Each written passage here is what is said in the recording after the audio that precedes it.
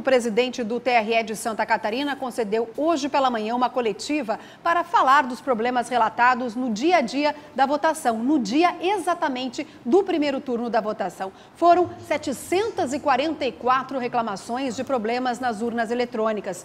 Todas essas reclamações estão sendo analisadas e serão respondidas individualmente. O presidente do TRE, Ricardo Roesler, disse acreditar que alguns eleitores se confundiram na hora da votação por causa do grande número de cargos em disputa. O TRE já solicitou a abertura de inquérito na Polícia Federal para que sejam identificados os autores das denúncias de fraude nas eleições. Essas pessoas serão intimadas a depor e podem ser punidas caso não apresentem provas. Prisco já está com a gente. Boa tarde, Prisco. Tudo bem, Lidiane, Fernando. Muito sério. E não apenas as pessoas que produziram, mas também as que compartilharam. Verdade. Prisco, antes da gente entrar neste assunto com o seu comentário, vamos ouvir o que disse o presidente do TRE em Santa Catarina, Ricardo Roesler. Como a Eudiane falou, ele voltou a garantir hoje a segurança nas urnas. E diante das notícias falsas que circularam pela internet, ele reafirmou os pontos de segurança para evitar fraudes. Diante da complexidade da eleição, são 6 cargos, diversos números a serem digitados na urna, alguns dos problemas identificados foram a ansiedade do eleitor em querer logo finalizar a votação sem aguardar aqueles sinais característicos da urna. E com isso, em algumas circunstâncias não apareceu a foto, mas todos os votos foram efetivamente computados.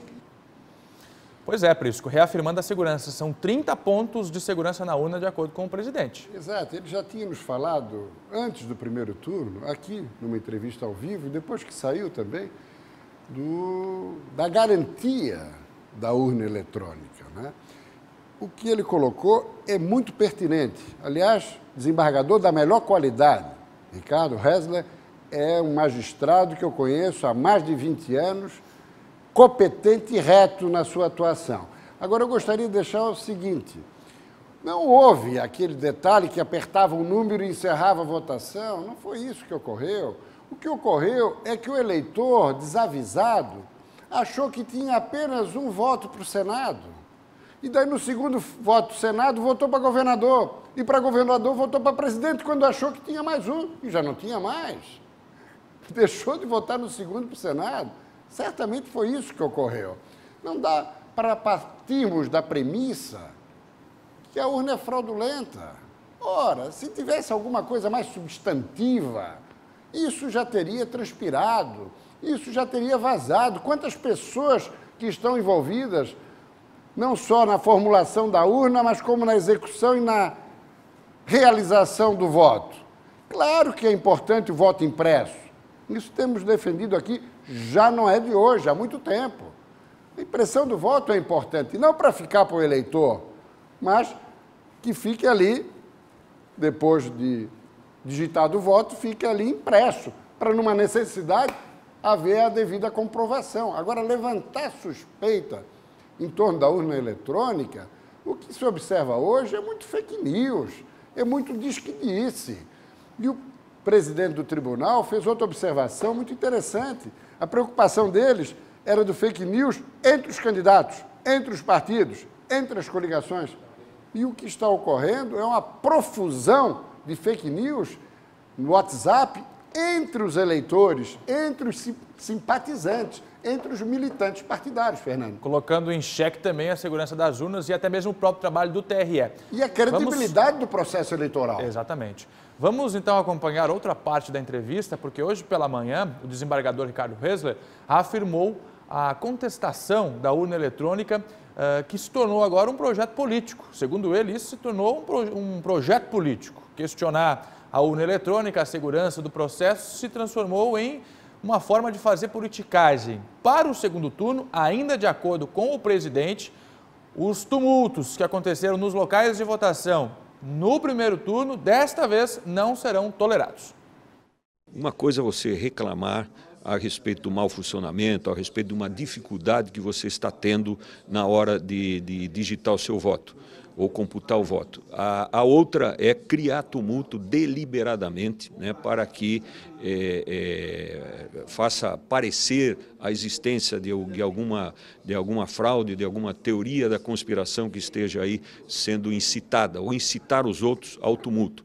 E isso será coibido. Isso será coibido. Nós vamos aplicar o artigo 296 e o artigo 297 do Código Eleitoral. Isso, inclusive, pode haver detenção do eleitor que causar tumulto e pagamento de multa, inclusive. Está correto o presidente do tribunal em agir com rigor, porque esse incitamento é que gera essa intranquilidade. Então tem que agir efetivamente no que está pautado a lei, se precisar de detenção. E outra, se o eleitor tem essa dificuldade no voto, que chame o mesário, não para assistir o seu voto, para, se tem alguma dificuldade, como manusear a máquina, peça ajuda. Outro aspecto, a declaração muito infeliz, lá atrás, que já deve ter reavaliado essa declaração, de Jair Bolsonaro, dizendo que só não suspeitaria em torno da urna eletrônica se ele ganhasse a eleição. Ah, brincadeira, né, meu caro Fernando? Vamos ver, né? Se ele ganhar a eleição, vamos vale. ver se ele vai contestar se também não ganha, a eleição. daí não vale. Quem também falou com a nossa equipe foi o juiz eleitoral Antônio do Amaral e Silva. Ele disse que os grupos que trabalham disseminando notícias falsas agem há algum tempo já e utilizam tecnologia avançada. A partir do exemplo da greve dos caminhoneiros, nós temos identificado que há um grupo perfeitamente organizado em produzir esse material de fake news contra o processo eleitoral, na medida em que defendem, por exemplo, a intervenção militar. Já defendiam naquela época e agora mudaram o foco para questionar a lisura da urna eletrônica e defender com isso uma possível intervenção militar. Isso aí eu acho que o juiz foi muito preciso na sua colocação, mas não tem que dar nem muita bola para esse tipo de argumentação, né, meu caro Fernando? Vale lembrar que o Ministério Público Federal também está investindo na investigação de pessoas que estão compartilhando notícias falsas e criando notícias falsas nas redes sociais, tentando mudar de alguma forma o resultado da eleição. Quando eu falei que não tem que dar muita bola, não para a sonora do juiz, evidentemente, para quem está tumultuando o processo eleitoral. Exatamente.